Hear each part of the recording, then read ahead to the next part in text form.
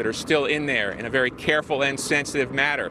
Second, this is still a crime scene, so an investigation is underway, and it's all taking place around an unstable bridge. So removing some of that debris could be tough and a slow process. As far as the bridge itself goes, this was an unusual operation from the start. It was built largely off-site and then driven in. They were trying to reduce the impact on traffic here, and the goal really was to try and keep students safe, to give them a way to walk across this 8-lane road. Right now, police are vowing that they will get answers for the family members of those killed. Bill, back to you. For a bridge that was in place only 6 days ago. Thank you, Steve Harrigan, leading our coverage there in Miami. A Fox News alert, Russia vowing to add more Americans to its so-called blacklist over new sanctions from the Trump administration against Russians accused of election meddling. Those new sanctions coming out this time yesterday, along with the first accusations that Russia hacked the U.S. power grid. Chief Intelligence Correspondent Catherine Herridge is live in Washington with more on this. Good morning, Catherine. Well, thank you, Sandra. The sanctions are imposed on about 5 entities and 19 individuals who are accused of meddling in the U.S. election in 2016. But it also takes it a step further, and there are allegations that the Putin government signed off on efforts by hackers to penetrate critical infrastructure here in the United States. And this goes to nuclear, water, as well as electrical power grids. Up on Capitol Hill yesterday, we had the confirmation hearing for the new NSA Director General Nakasone, and he was pressed on the issue of whether malware had been embedded in these systems. Let's listen. From public reports that there are already efforts to plant malware or to seed malware in SCADA systems, et cetera. Is this something that you're familiar with and are concerned about? I am aware that there has been reporting with regards to elements within our ICS and SCADA systems. That's something that should concern all of us. General Nakasone also testified that unless there's a change in course, they do expect more interference coming up in the midterms and beyond, because there has not been a meaningful and immediate punishment for the Russian, Sandra. Catherine, what's the significance of the subpoena on the Trump organization? Well, late yesterday, the Trump organization issued this statement saying, without referencing the subpoena, that they have been cooperating with the special counsel under Robert Mueller since July of 2017 and voluntarily providing documents to that investigation. A subpoena could really be two things: an indication of an expansion of that investigation, or what their lawyers say, it could be an effort to kind of wrap up the investigation to tie up loose ends. In addition, we have new information here at Fox News about a request for a second special counsel on the Russia case. 4 senior Republican senators have now asked the Attorney General and Deputy Attorney General to consider a second special counsel or a U.S. attorney to work directly with the Inspector General to look at the Russia probe prior to the point when it was taken over by Robert Mueller earlier this year or last year. Here's Senator Grassley. We'll give him the tools to do it because they cannot be counted on to investigate themselves. I mean, it's kind of common sense. If you do something wrong, you don't have the fox guarding the chicken house. The other thing that came out of the letter that was made public yesterday is for the first time we've been able to see the language that was used by the FBI in the FISA application for that Trump campaign aide Carter Page. And you can see very clearly that in it they say Steele only interacted with the FBI and Fusion GPS, the firm behind it, but we know in fact that Steele interacted with multiple media companies in this country in order to sort of seed that narrative about the dossier. Final thing, because it's a very busy morning, we're waiting for some kind of indication as to whether the Attorney General will terminate the former Deputy FBI Director Andrew McCabe and impact his pension, Sandra. We'll see where that goes today. Catherine Herridge, thank you for your reporting. You're welcome. For more on all this now, Hugo Gurdensee, editorial director for the Washington Examiner. Good morning to you, sir. Good morning. What do you think of the sanctions? More of this now, and what do you make of that move? Yeah, I think that the imposition of sanctions by the Trump administration on Russia was a very good first step. It was under pressure to some extent from Congress, and also because of the poisoning in Britain. I think it was also a very good thing that the Trump administration joined the major European powers in condemning that move. But I think that there's probably the opportunity now, and they really should take it, to go further. You know, President Trump could dispel some of the suggestions and allegations that he is a puppet or somehow in league with Putin if he were to expel spies from the United States. And it would also allow the United States to take the lead in what is clearly a confrontation with an expanding Russian effort to act abroad. We kick out their spies, they kick out ours. Where does that leave us? That leaves Putin knowing that the United States is serious about confronting it. Yes, there would be tit for tat, and you might say, well, what's the point of that? They just cancel each other out. But it sends a signal that the United States is not in Putin's pocket and is willing to confront him as he acts more and more aggressively abroad. On that point, whether it's the election meddling, whether it's the grid here in the U.S., whether it's this massive hit in Europe, that apparently cost billions of dollars, something we had not heard of until yesterday. Putin's stretching his muscles, is he not? Yeah, you're absolutely right, Bill. He is stretching his muscles and demonstrating that he is willing to openly interfere with what's going on with other countries. And you know, the poisoning in Britain they used a poison that is known to have been developed only by the Russian military. It's as if Putin left his calling card on the park bench in Britain to say, this is what we will do, this is what we are doing. And, you know, the attack, or at least the infiltration of the infrastructure here in the United States is very alarming, because the experts know that the United States has very good offensive capabilities online and, you know, in the cyber war. Its defensive capabilities are not nearly so good. With that nerve agent attack in England, what you're saying is that Putin's saying, what are you going to do about it?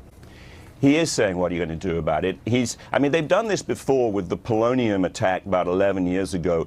You know, sometimes, although they're going to deny it officially, they don't expect anyone to believe that. They're just going to say, we didn't do it.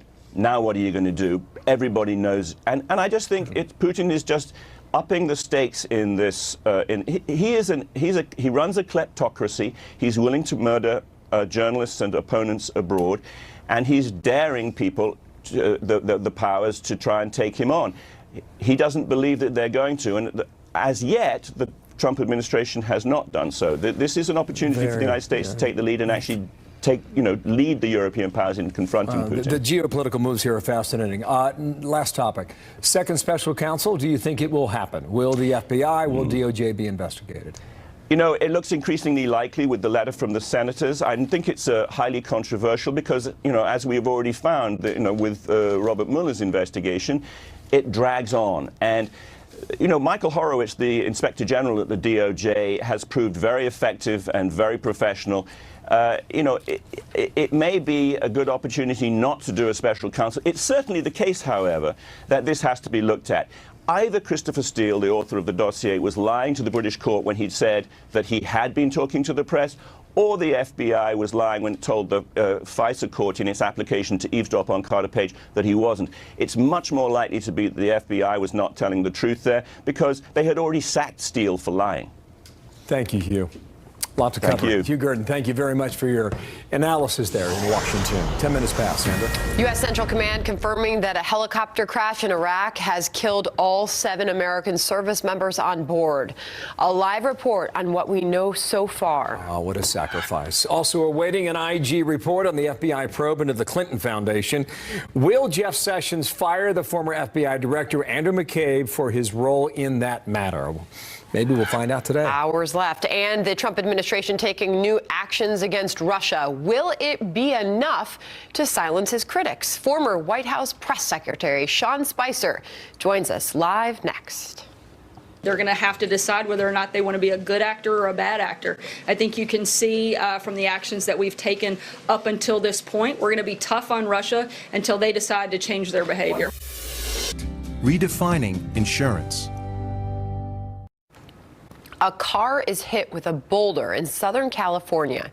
Now police are looking for the suspect. They say someone allegedly dropped the 30-pound boulder from an overpass above a freeway near Los Angeles. It crashed through the windshield of a Toyota Corolla, killing the man in the passenger seat. Authorities say the boulder was bigger than a volleyball. The president has also shown that he's been extremely tough on Russia throughout his administration, and I think particularly you saw that today in the Russia sanctions that were put forward. I think you can see what the administration's viewpoint is simply by looking at the actions that we took today by placing new sanctions on Russia. So there is the comment from Sarah Sanders pushing back now.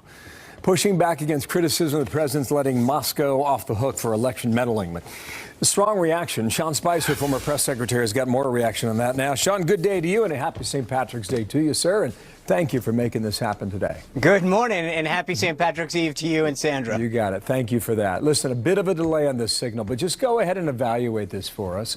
How much are these Russia matters getting in the way of the daily operations inside the West Wing? I don't think that much. I think the staff is very focused on implementing the president's agenda. They understand, obviously, the media narrative out there, and I think the sanctions yesterday that the president instituted were well-founded and were appropriate. And the president's making it very clear that actions won't be tolerated. In the last administration, President Obama told Putin to knock it off. This president's taking bold and swift action to make it very clear that America won't tolerate that. Would you expect more to come from this? Well, again, I think there's an aspect of diplomacy, Bill. The president is trying to make sure, and he made it clear from the moment he was elected, that he wants all of these countries that we have an economic and national security interest to have a solid and robust relationship with the United States.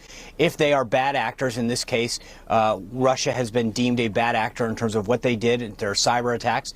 And if they continue to do it, not just in terms of our elections, but further have cyber attacks upon our other institutions, businesses and otherwise, I think that you're going to see the president continue to take bold and swift action to make sure that they understand that the United States won't sit idly by. I think your answer is very interesting. The diplomatic angle that you mentioned there at the beginning. Does that explain why he talks one way and Nikki Haley and others talk another way?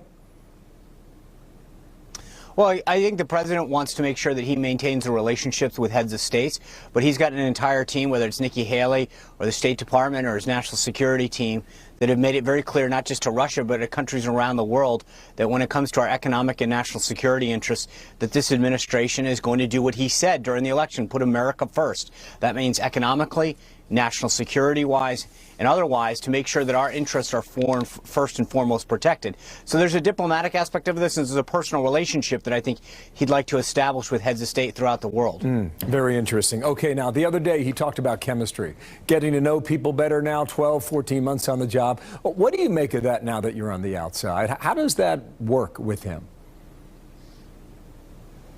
Well, it works well.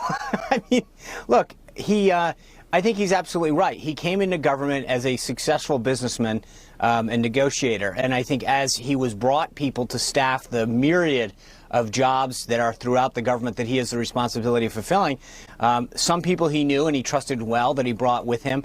Other people, he took the advice of others. And in some cases, there wasn't a great fit. And he is now making those tweaks a year in, which is an appropriate tweak. He's had tremendous success in terms of implementing his agenda. And as he looks forward, I think he wants to make sure that in key areas he's got aides around him, that he's got that chemistry with, that understand him. It's not about agreeing with them. And this is where a lot of people get this narrative wrong. It's not about saying, are you completely in agreement on the issues? It's about understanding the strategy that he wants implemented, understanding his agenda, and being able to come in, give him opposing advice, good advice, and then ultimately understanding what he wants done and how to do it. Do you think, generally speaking, that's a very interesting answer as well, do you think that people around him have a hard time picking up on that? Is there a learning curve? Was there a learning curve for you? Oh, my goodness, there was a learning curve for me. I think he saw it play out in real time. Absolutely. And I think that's true with any new boss. The difference is that, I've been around government and campaigns my whole life. This is an outsider, a disruptor, somebody who came in from business and really was putting an end to business as usual. And I think for a lot of people, that's the case. The other thing is you've got a lot of people who come in who are used to being in charge. And it's tough to make that adjustment to being subservient to a boss again if they've climbed that corporate or government ladder in certain responsibilities. So I think there's a learning curve on both sides. And I think the president, as president, has the right to make sure that he has the people around him that understand how to implement his agenda properly. Last point on that. Not only chemistry did he talk about energy. Yeah. And I interpret that as people moving at a certain pace, because we know what his pace is. And my belief, after hearing him state that, is that he wants the same level of pace and energy from the people around him. Hence the reason why Pompeo now is headed likely to the State Department, Sean. Yeah, I think the president understands that he has a limited time, ultimately 8 years in office, to get things done and make the country the better for all Americans. And he wants people that share that enthusiasm, that excitement about making the country better for everybody, about lifting people out of poverty, about creating a better education system, a better healthcare system, making our country more secure, all of those things. And he wants every one of these cabinet agencies and the staff that's around him and them to make sure that they share his energy, his excitement, his enthusiasm, and his strategy for making the country better. Hope you come back. Thank you, Sean. Happy St. Patty's Day to you as well. Thanks, Sean Bill. Spicer with us live today. You Thank too. you. New information on that deadly school shooting in Parkland, Florida. New surveillance video showing what the armed deputy on the scene did and did not do. And investigating the investigators, Republican senators, 4 of them, calling for a second special counsel to look into the DOJ and the FBI for their role in the Russia probe before Robert Mueller came on board.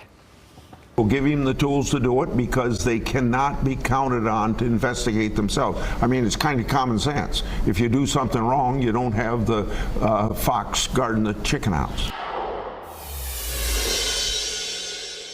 Surveillance video confirming the former sheriff's deputy Scott Peterson staying outside that school while a gunman killed 17 at a Parkland high school. That video showing Peterson walking and talking with another man before the pair runs off. Seconds later, you see them riding away in a golf cart. The sheriff's office saying the video speaks for itself. Peterson defending his actions, saying that he followed protocol that day. Fox News alert, 4 Republican senators now calling for a second special counsel. They say it would investigate the Department of Justice and FBI's actions in the Russia probe before special counsel Robert Mueller got involved. This special counsel working in a team, and I want to emphasize the word team, with the Inspector General will give him the tools he needs to get all the information that we're asking him to get, and we send him 30 questions that we want investigated. We believe the FISA warrant process was abused, and the reason we want a special counsel is I think crimes may have been committed.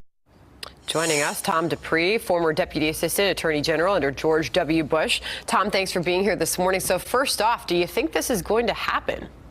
Well, I think they're going to need a little more momentum to get it to happen. So far, I think 4 Republican senators have done it. I'm not aware that a majority of Republican senators are calling for a second special counsel. I think the issue here is whether the Inspector General has the tools that he needs to conduct this investigation. A special counsel has a far more robust set of investigatory tools that he could use to talk to former DOJ employees that the Inspector General doesn't have. And so the question is, does a special counsel or a new investigator need those additional tools in order to conduct this investigation? If it can, so are you suggesting that it's needed based on what we know? Well, I'm personally not convinced that it's needed at this point. I think what we've seen from this Inspector General is that he is conducting independent investigations. He's already uncovered a lot of funny business that happened back during the Obama administration. And I haven't seen any reason to believe that he's not capable of doing this. Now, if he says, I can't conduct this investigation because I need access to former employees that I can't subpoena, I can't force to testify, then I think we might need to revisit that. And here was Senator Graham in that sit down last night with Brett Baer on Special Report, along with Chuck Grassley, making their case for it. Listen. If the shoe were on the other foot, can you imagine how the media would be reacting? All I can say to my Democratic colleagues, I have supported Mueller having the independence to do his job. But if you don't think it's wrong for the FBI to use a paid political informant and present court a dossier that's been unverified, then I disagree. So we'll see where this goes, but ultimately, do you think anybody will be held accountable, Tom? I hope so, and I think so. And as far as the senator's points, I mean, I take the point that a second special counsel would allow a more robust investigation than an inspector general. I think the danger that you have to keep in mind is that, as we've seen from history, when you create a special counsel, it often spins out of control. A special counsel's mandate expands, and they'll often look into areas you never imagined were possible. So before setting that whole process in motion, what my view is that you need to make 100% sure that it's absolutely necessary to uncover the wrongdoing. All right, and Tom, we only have a short bit left here. We're waiting that IG report to be made public. We're also waiting to hear if Attorney General Jeff Sessions will take the recommendation to fire Andrew McCabe by end of day today. Will he do it? I think if what we're hearing is that the inspector general may have found that McCabe actually lied to federal agents, if that's the case, then yes, I do think the attorney general will fire him. In my view, lying to federal agents is a red line you absolutely cannot cross. Interesting stuff. Tom Dupree, thanks for being here this morning. Thank you, Sandra. 29 past the hour, about to get new word from the Pentagon. Terrible story here. New details in a moment. On a U.S. military helicopter crash in western Iraq, 7 crew members on board are dead. We are live from the Pentagon for more information on how that happened. Plus, President Trump getting tough on Russia. Do the new sanctions go far enough? The chairman of the House Armed Services Committee is here. He was here to weigh in on all of that next.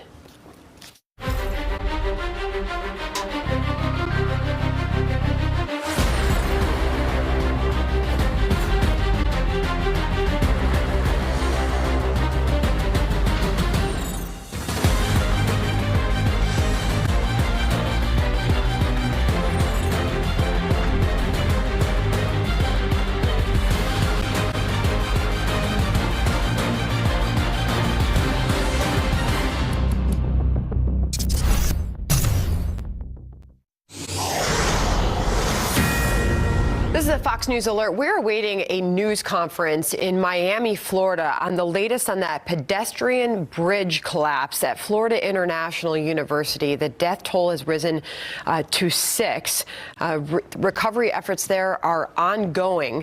We are awaiting that news conference to learn more about why this happened and any further injuries or death. We will bring this to you when it begins. Another news alert now, and tough news from overseas. Central Command now reporting all those on board a U.S. military helicopter have died. This happened in western Iraq near the Syrian border. It's the first deadly aviation crash for the U.S. military in that war on ISIS in Iraq or Syria since 2014. Lucas Tomlinson, details now from the Pentagon. What have you learned about this, Lucas?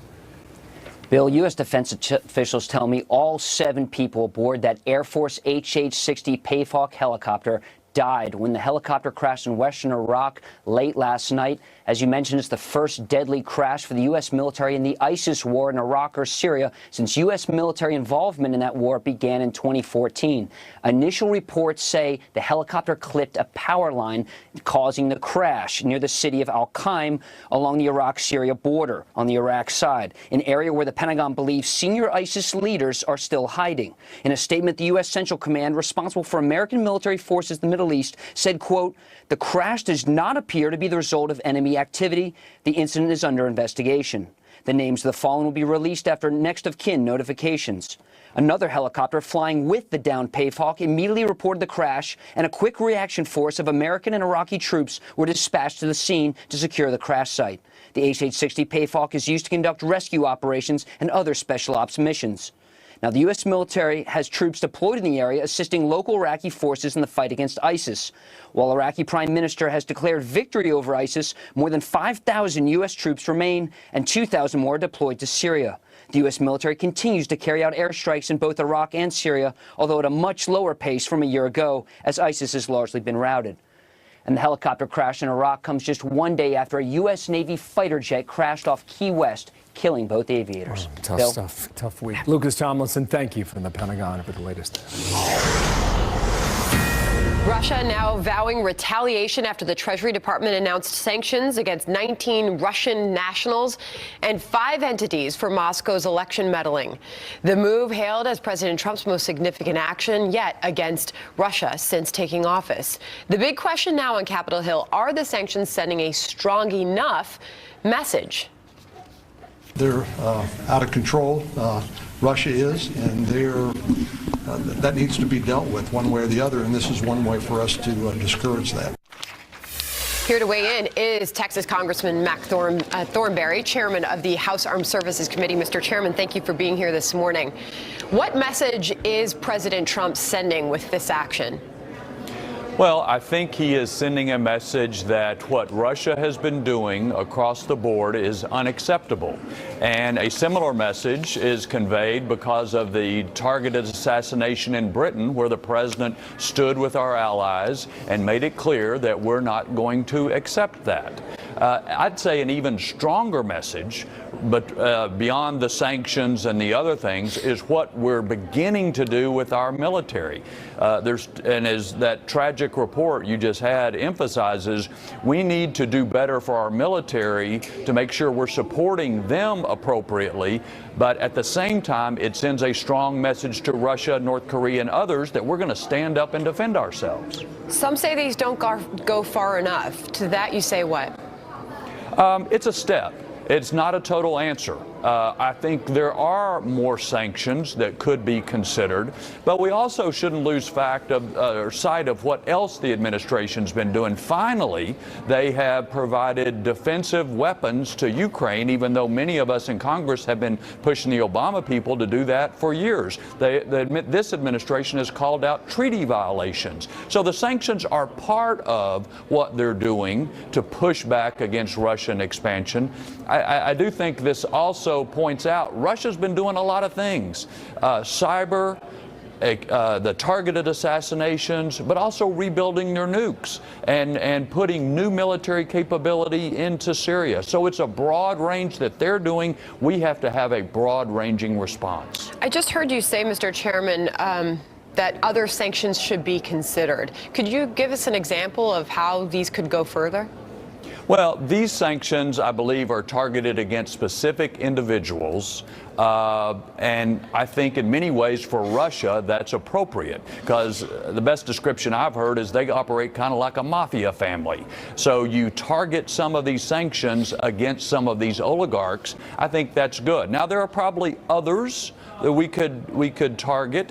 What we can also do is help wean European and other countries off of Russian energy, and that targets not only the oligarchs, but the whole economy. So there's some other economic steps we can take, as well as rebuilding our military, speaking forcefully with our allies. Again, you've got to have a broad range here. And now promises of retaliation from Russia.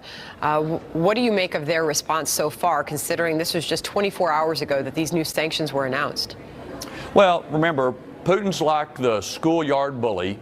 He boasts about what he's going to do to you, kind of like that speech he gave a couple weeks ago where he laid out all of those new nuclear weapons that he was talking about. So he will use threats and intimidation and try to get you to back down. The worst thing you can do is to back down, because he'll keep pushing just like a bully does. So we got to stand up to him. Mr. Chairman, you have mentioned many times in the past couple of minutes about rebuilding our military, and military spending is something that you are very concerned about. And we are facing another government funding deadline, March 23rd, coming up. The omnibus bill, what is your plan for the military spending portion? Well, we've got to pass it. Now, there are going to be a number of things in that bill because it's one of those big bills. There'll be a number of things in it that I don't like. But to me, the first job of the federal government is to defend the country. And for the reasons that you were just getting in the report from the Pentagon, we have fallen behind in supporting our men and women adequately. The bill that we're going to vote on next week, for all its flaws, begins to fix those problems. And to me, that overrides any other concern that anybody has. So to support our men and women of the military, and also to send a clear message to Russia, we need to pass that bill next week. Something that is in all of our best interests, supporting our military and making it as strong as possible. Chairman Mac Thornberry, we thank you for your time this morning, sir. Thank you. Check your brackets. First full day of March Madness underway. Already 2 upsets. 13-seeded Buffalo Bulls out of the MAC, the Mid-American Conference, knocking out perennial powerhouse Arizona. The 4 seed is out. Man, tough year for AZ. Also, check out Loyola Chicago. Roll this. One timeout, they don't take it.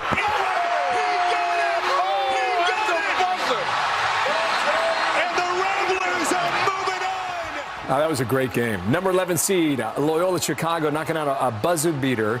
At the end, Miami loses. The Ramblers make their first tournament victory and first tournament appearance now in more than 30 years. They have none, Sandra. Yikes. Her name is Sister Jean. Wow. She's 98 years old, and she's really their good luck charm. This response. Yeah. It's classic. Right on. So they win and advance. By the way, that was exciting. Indeed, it was. That game knocked me out of my survivor pool, by the way. I had Miami. Nothing against Sister Jean, especially during Lent, the Easter season, just to make sure everything's on the up and up. Nice. Irish green. Onward. God bless you, Bill. He is sticking to his Lenten promises, by the way. Let me tell you that. President Trump's nominee to become the new CIA director facing new scrutiny over allegations that she oversaw torture at a black site prison. But now, one media outlet is out with a huge correction when it comes to those allegations. Obviously, there are a number of serious questions about her role in the past that I know members will ask, and I think she has a right to lay out her case. Senator Feinstein calling on the CIA to declassified information on President Trump's nominee to replace Pompeo as director. Current Deputy Gina Haspel has been nominated. She, Feinstein, wants to know the extent of her alleged involvement in overseas waterboarding. The White House maintaining its confidence in the president's nominee to be confirmed. The president is incredibly proud of his nominee. She's highly qualified, highly recommended, highly respected from both sides of the aisle, particularly within the intelligence community. I would point you to some people that are not usually those that often sing praises of the president, like Leon Panetta, James Clapper, and others, where they have publicly shown broad support for his nominee. Well, that is true. I want to bring in my panel right now. Juan Williams, Fox News political analyst, co-host of The Five. Steve Hilton, host of The Next Revolution, in from L.A. How you doing? Good. Juan in a Million is his nickname. We got to come up with one for you. Will she be confirmed, do you believe? I think she will. I think that Sarah Huckabee Sanders is exactly right there. There's been widespread support for this. It is ironic in a certain way because what the president has done here is nominate someone from deep within the deep state, a career official from within the CIA, but she has great reviews for her professionalism and dedication. And the really important thing, I think, is that the team that she will lead seem to have confidence in her. And I think that there's no doubt that she's qualified for the role. What do you think, Juan? Wow, deep state, huh? Okay, well, I think that she is considered a pro's pro among people in the intelligence community. 33-year career, been around the world and done a good job. But that's not the issue here. The issue is about a matter of conscience for us as Americans, which is torture. And it's the reason people like John McCain have already said, you know, they don't think they can support her. Rand Paul, also another Republican, not sure he can support her. We know that ProPublica, the publication, said that they made a mistake, had to issue a retraction with regard to whether she had been in charge. Story. Yeah, but it's also the case that she was later in charge of another site, also in Thailand, where someone was tortured. So the issue is, what does she say at her confirmation hearings, Bill? Okay, does she say torture is wrong? We can have this debate. McCain's a no, Rand Paul's a no. I imagine we get a few moderate Democrats up for re-election in November who will be a yes. My guess is that she is confirmed in the end. But on this topic about waterboarding and on this issue about whether or not she destroyed tapes to protect the identity of CIA operators all over the world at the time, remember the context under which this was happening. The world was concerned. Imagine what we were thinking back then. How did we miss it? Why did we miss it? And what else is out there, Steve? Look, I think that these are all really important questions that have been extensively debated between then and now. And it's not really what a confirmation is supposed to be about. It's about assessing whether this person is qualified and suited to this role. And you can't hold her personally responsible for the broad thrust of policy in that very different time. But the other way to look at it, Steve, is that you have a president, President Trump, who campaigned by saying he considers torture, enhanced interrogation, whatever you want to call it, a legitimate tool in the intelligence community's toolbox. And you have Mike Pompeo, the former CIA director, who said, too, he doesn't have a problem with what happened here. I think we as an American people have to come to some comfort level with this going forward. Are we okay with torture? The law has been changed so that the president, in the case of an emergency like a Jack Bauer 24 situation, can say, take extraordinary steps to get information at this point. But in general, are we comfortable with conducting torture or sending people to other countries where we know they'll be tortured? I'm not happy with that. But I think that debate's been had, and I think that, as you say, the law is what it is, and I think that really this is about her suitability for the role, not based on her opinions about the issue, but about whether she's qualified. I think those questions are really important, but it's not just for her. It's for the whole country nation, and and Congress and the nation to decide. And so I think the confirmation here, of course, is going to be part of it, but I don't think it's the reason whether or not she'll be confirmed. Steve, thank you. Nice to see you in New York. Juan, see you at 5 o'clock, all right? All right. Happy St. Pat's Day tomorrow. Yes. Onward it goes. Here's Sandra. It begins today around here, Juan. Well, this is a first for California. An illegal immigrant is given a statewide post. More on what the position entails and who helped her. A Fox News alert for you. We're taking a live look down in Miami, Florida, where authorities are holding a news conference on yesterday's deadly bridge collapse that killed 6 people. We are getting some updates further on this bridge collapse down there. The police are now saying a company with a crane stepped up last night to help cut up the bridge and remove it into pieces. So we're in a recovery effort. They've changed that from a rescue effort. This is ongoing, obviously, Bill. There's a lot of debris still on the ground that they're dealing with, and that complicates further the recovery effort on the ground there. So we're watching and listening for this press conference. Obviously, we're going to bring you any news as we get it. Well, it is a first. A 33-year-old attorney and immigrant rights activist is the first undocumented immigrant to be named to a statewide post in California. William LaJeunesse is live in Los Angeles with the latest on this. William? Well, Sandra, as you know, it is illegal to hire an illegal immigrant. In fact, ICE enforces that every day, even fining one company $98 million for hiring undocumented workers. Yet, the state of California has now appointed an illegal immigrant and attorney, Lizbeth Mateo, 33, to a statewide committee. She'll be entitled to reimbursement. Senate President Kevin De Leon called Mateo courageous, determined, and dedicated to those seeking their rightful place in this country. Now, Mateo, who was brought to the U.S. from Mexico at age 14, tweeted, "I look forward to working with the rest of the committee and the Student Aid Commission to increase the accessibility of post-secondary education for low-income students." Now, California allows undocumented immigrants who practice law, get a driver's license, receive in-state tuition, receive some welfare benefits, and the state pays their legal fees if arrested. Police will not confiscate an undocumented worker's car, even if they drive without insurance. But this